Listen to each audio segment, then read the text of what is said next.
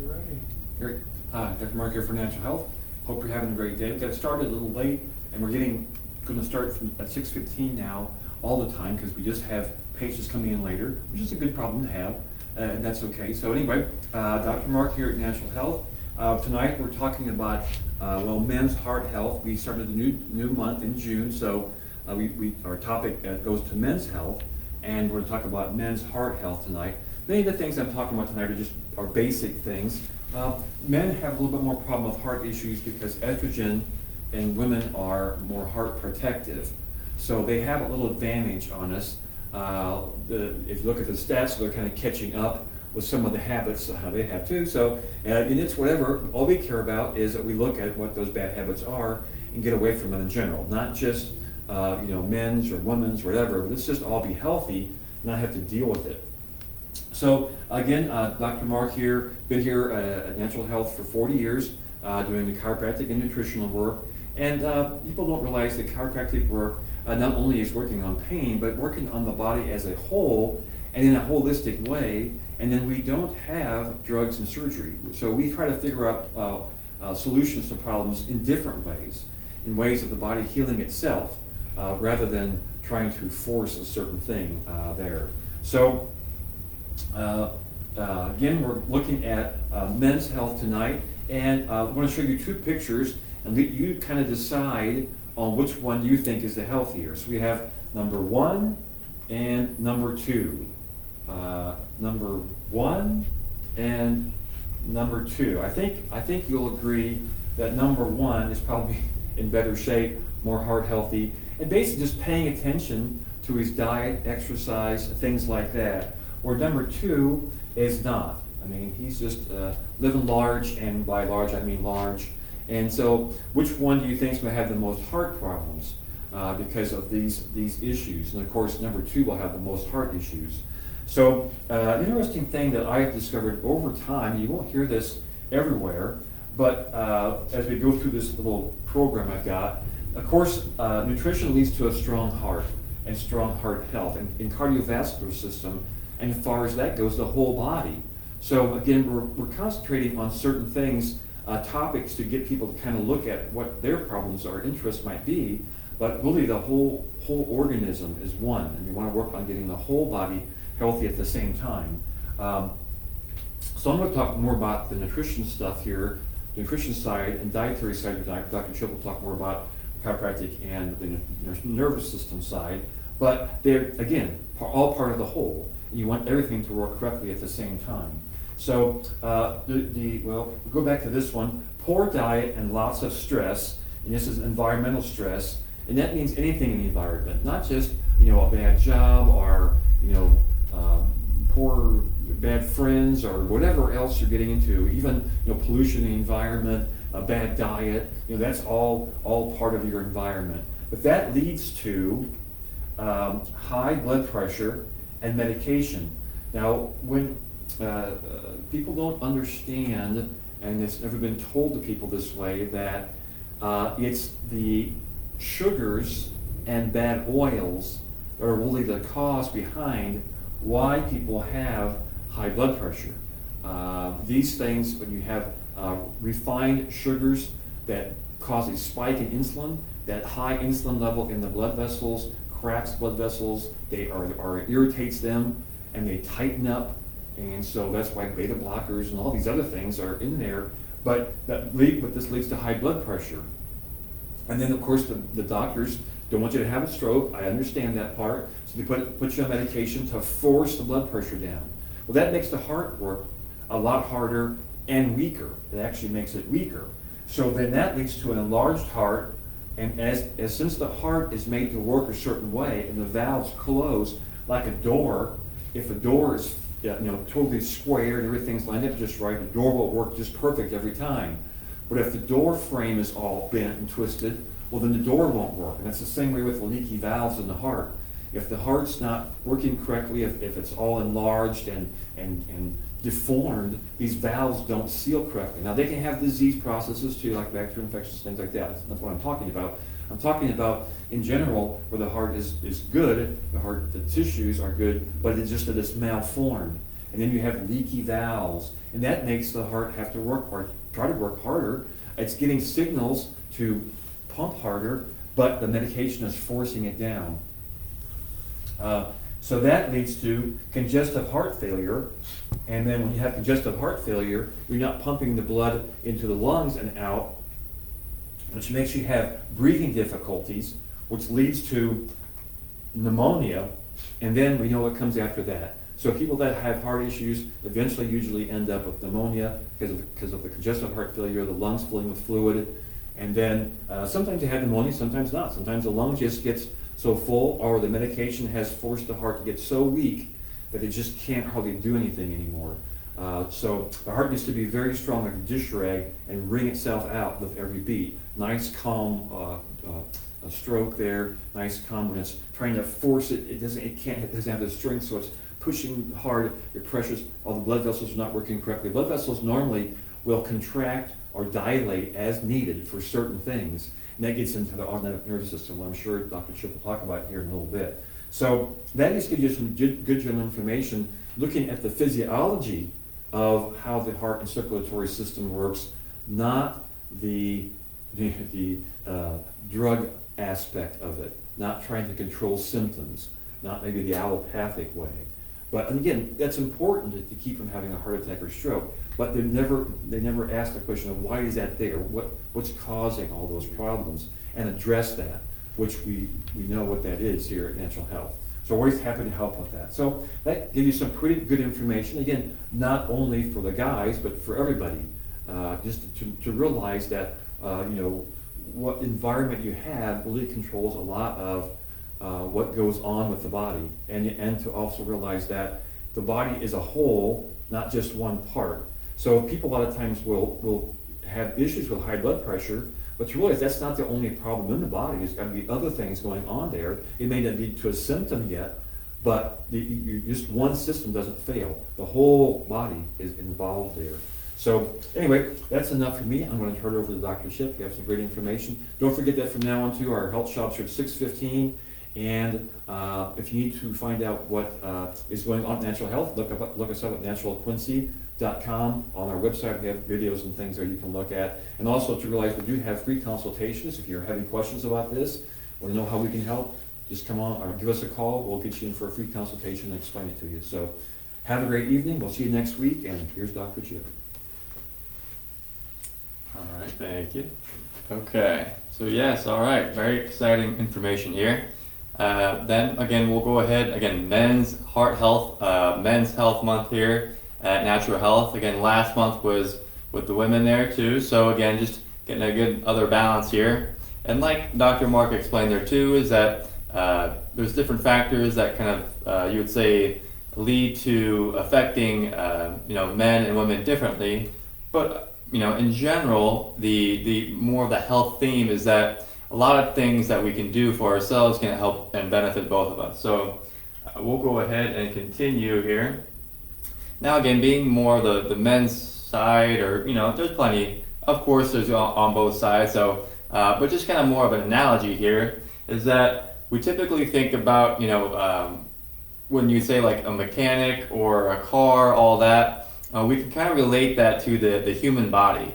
Now again, the human body is a much more complex and amazing machine, but again, you got to really give credit to mechanics out there to kind of know what's going on. But cars in general are very fine-tuned machines that really help, in general, everybody out there too. So with the mechanic, or with the car here, you can see is that this here is the engine. And well, yeah, I'm pretty sure. Yeah, so again, the engine there too. So we're going to kind of relate this in terms of mechanics, but more of the brain and the heart, and how the nervous system and the heart work together very well, so that again we have a good healthy heart and good healthy body. So the nervous system, again, we kind of think of more as the brain and the spinal cord. Again, that's kind of more the central nervous system. But that's what really helps to coordinate and control all the other different systems of the body, be it kind of more the digestive system, or circulation, or eliminative system, glands, all that. but it's really stemming from the brain or the nervous system. And so when we get that all balanced up and connected well, then again, we're able to have a good communication back and forth. And so the nervous system, we definitely think about more, again, like we said, the brain, spinal cord, all the nerves flowing out. But we forget, or maybe we haven't realized yet, is that the heart has a very big influence on the nervous system as well, be it that it actually has neurites or different nerve fibers that actually help send signals back to the brain. So there's a big feedback system with the heart to the brain there too. So again, that's why it's so important to have the brain and body, or the brain and heart, well connected and at a good harmony there too, so that things are working properly. And so again, you kind of see the brain-body connection, nerves to the heart, heart-brain, independent nervous system. So again, not a very common subject there. Not many people know maybe about it, but there's more and more research to show that the heart is not just a muscle or a pump, but it actually influences much more of our health than we think. So again, kind of going back to that, is that when you think of a car, you would say more of a comparison there, is that the nervous system can be more like the battery of the car.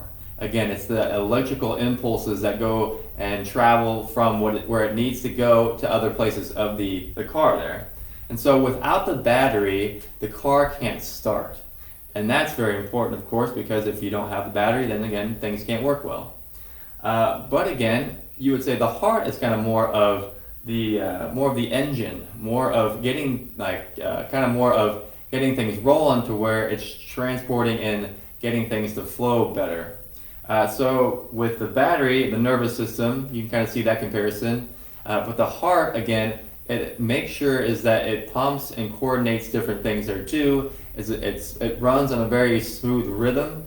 It actually helps to, you would say, balance out many things. It helps to pump all the blood from where it needs to go to all the cells of your body, the trillions of cells of your body.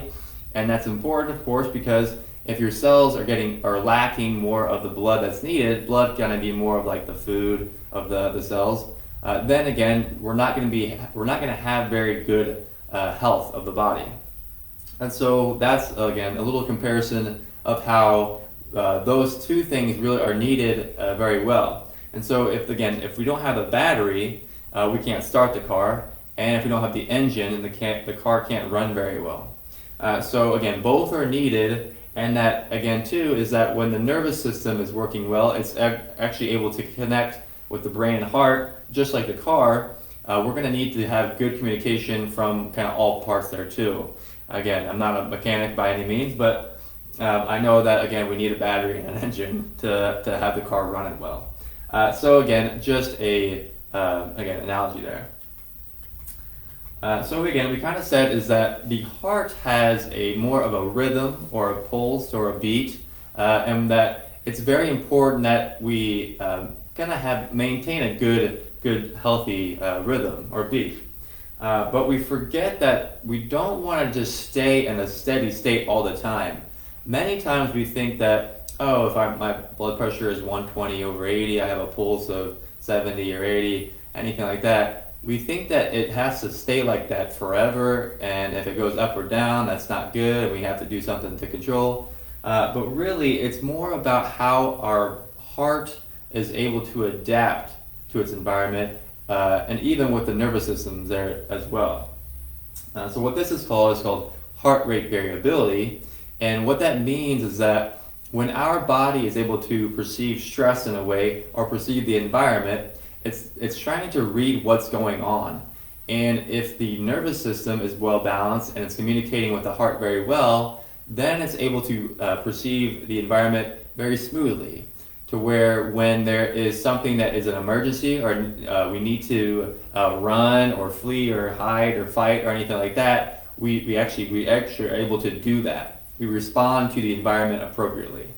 And then of course too is that if there is no threat, if we're sitting down to eat dinner or anything like that, we're able to be more at a calm state, and then that helps us to actually do what we need to do to rest, digest, everything there too. And so the variability is important because if we're not able to go up and down to actually adapt to those scenarios, say you had to run out of a burning building or you had to get away from a moving car, we wouldn't be able to do that very well. If we're just staying in that steady state, that wouldn't make sense for us to be able to actually survive in those scenarios. And so again, it's not much about the steady heart rate, heart, blood pressure, all that too. There are little things that you do that's going to make that go up and down. But it's more about how our body is able to adapt the heart rate variability to where it's able to respond well to its environment. And so that's why, again, we say is that the nervous system and the heart are, when they're really well balanced, when the body and brain are in very good harmony, that's when we know that the health of the body is well maintained. And so again, it's really more about our adaptability. When the body and when we can, as a whole, adapt to our environment, we know that we are in good shape to survive, or actually, you say, live and thrive in our lives. So again, it's just a different way of seeing things there too. We typically kind of think about more of how the heart is just this organ that needs help with here and there, and that it's just more of a physical thing that needs a little tuning, or it needs to be cut open or medicated. And again, in extreme situations, we need those things, but we forget that how powerful and how important the heart can be, and the overall systems of the body, especially again nervous system and the heart connection there too. So again, that is kind of more of my spiel there. And it all works together. Again, we're talking about nutrition, we're talking about breathing, movement, helping our bodies to do well there, and then thinking. Again, like we said, the nervous system. When we get in states of worry or frustration or fear or panic, or it could be a lot of different things. And that's that kind of that thinking part. But you'll